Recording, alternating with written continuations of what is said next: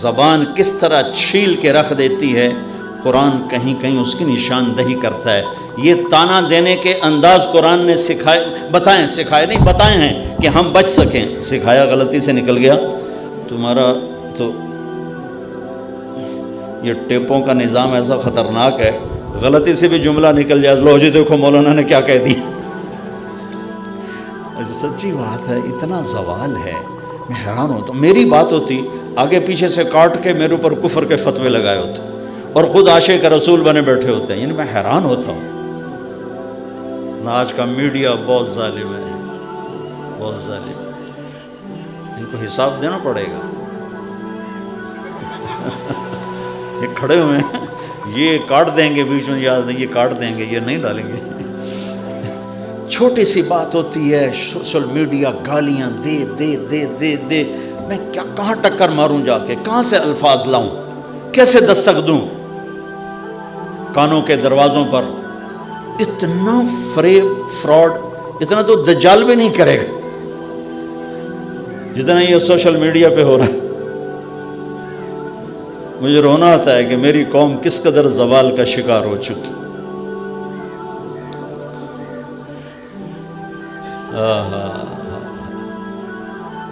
سلمان فارسی رضی اللہ تعالیٰ عنہ کو ایسی باتوں میں سے بات یاد آ گئی۔ قریش کہنے لگے تو ایرانی ہے، ہم قریشی ہیں، اور سلمان وہ ہیں جن کے بارے میں اللہ کے نبی نے فرمایا سلمان منا اہل البیت، سلمان ہمارے اہل بیت میں سے ہیں، حالانکہ ایرانی تھے۔ اور آپ نے فرمایا کہ ان اللہ تعالی امرنی ان احب اربعۃ من اصحابی وانہ اخبرنی انہ یحبہم وعلی منہم وعلی منہم وعلی منہم۔ آپ کی برکت سے حدیث بھی یاد آ گئی۔ میرے نبی نے فرمایا کہ میرے اللہ نے مجھے کہا ہے کہ میرے محبوب میں آپ کے 4 ساتھیوں سے بہت پیار کرتا ہوں، آپ بھی ان سے پیار کریں، اور علی ان میں سے ہے، اور علی ان میں سے ہے، اور علی ان میں سے ہے۔ 3 دفعہ یہ دہرایا کہ اے میرے محبوب میں آپ کے 4 ساتھیوں سے بہت پیار کرتا ہوں، لہٰذا آپ بھی ان سے پیار کریں، اور علی ان میں سے ہے، اور علی ان میں سے ہے، اور علی ان میں سے ہے۔ علی، ابو ذر، سلمان، مقداد رضی اللہ تعالی عنہ۔ سلمان فارسی کو تانا ٹھوکا، کتھو آ گیا ایرانی ہے، قریشی۔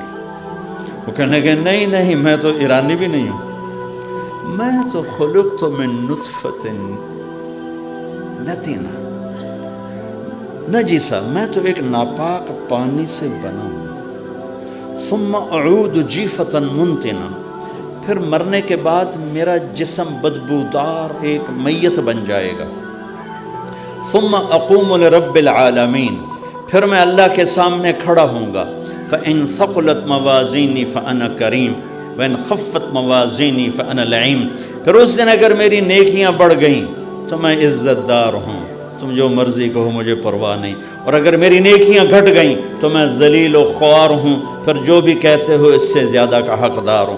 یہی کچھ ابو ذر رضی اللہ تعالیٰ عنہ کے ساتھ پیش آیا کہ ایک آدمی نے ان کو گالیاں نکالی، چپ کر کے سنتے رہے، وہ گالیاں دیتا رہا، یہ سنتے رہے۔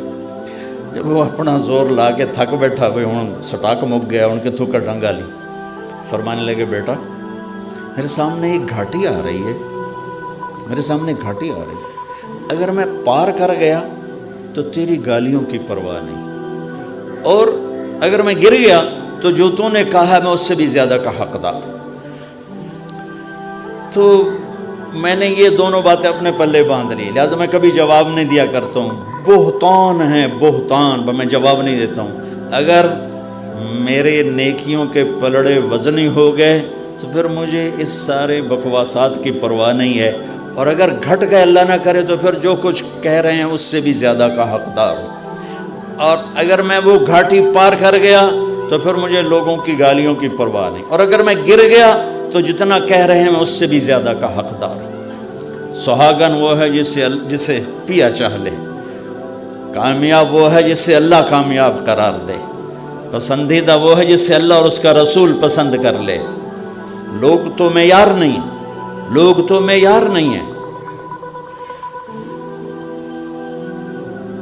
ایک میٹرک کی کہانی یاد آ گئی. انگریزی کی 2 کتابیں ہوتی تھیں، ایک بڑی ایک چھوٹی. اس چھوٹی کتاب میں چھوٹی چھوٹی کہانی ہوتی تھی. تو اس کی ساری تصویریں میرے سامنے آ گئیں کہ باپ بیٹا جا رہے تھے، باپ گدھے پہ سوار تھا، بیٹا ساتھ چل رہا تھا. تو کچھ لوگ کھڑے تھے کہنے کہ دیکھو کیسا ظالم باپ ہے، معصوم بچے کو چلائے ہوا خود اوپر بیٹھا ہوا. انہوں نے کہا پتر تو اتے آ جا، میں ہیٹھاں لے جاؤں. اس نے بیٹے کو بٹھایا، خود چل پڑا. آگے گئے تو کچھ لوگ کھڑے تھے، یا دیکھو یہ کیسا نافرمان بیٹا ہے، بیٹا اوپر بیٹھا ہے، باپ پیدل چل رہا ہے. انہوں نے کہا ابا ہوں کہ آپ دونوں چڑھ جانے ہیں. تو دونوں چڑھ گئے. آگے گئے تو کچھ لوگ کھڑے تھے کہنے کہ دیکھو کیسے ظالم لوگ ہیں، بیچارے کمزور سے گدھے پر 2 چڑھے ہوئے ہیں. کہ ابا ہوں کہ پتر آپ نالے دے پیدل ہی ٹرنے ہیں. دونوں پیدل چل پڑے. آگے گئے تو کچھ لوگ کھڑے تھے کہنے کہ دیکھو کیسے پاگل ہیں، سواری ہاتھ میں اور پیدل چل رہے ہیں. کہ ابا ہوں کہ ابا کہ پتر چوہنے تو چاہتے دو میں چنا. دونوں نے گدھا اپنے کندھوں پہ اٹھایا ہوا تھا. وہ یہ سارا تصویر کے ساتھ وہ کہانی تھی جو میں نے 69 میں میٹرک کیا تھا.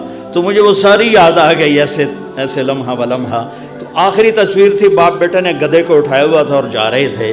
اس لیے لوگوں گالیاں دیں، کان بند رکھو.